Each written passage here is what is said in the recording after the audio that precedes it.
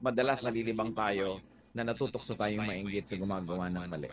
Minsan natutokso tayo sa yumayaman bigla kahit mali ang kanyang pamamaraan. Natutokso tayong mainggit doon sa may mga shortcuts na ginagawa sa buhay tapos parang nagkaroon sila ng instant reward and gratification.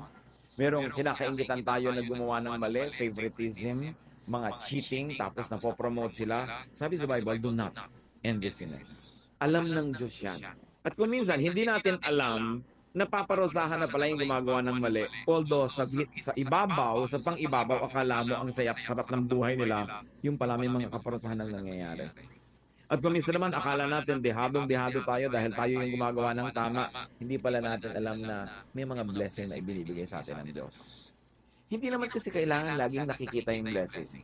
Lalo pa nga tayo mga tao, limitado naman ang kaya nating makita. Kadalasan, ang nakikita lang natin yung tinititigan natin at yung gusto nating makita. Pero sinabi yan ang salita ng Diyos, kaya manalig ka na hindi dapat kinaiingitan ang gumagawa ng mali.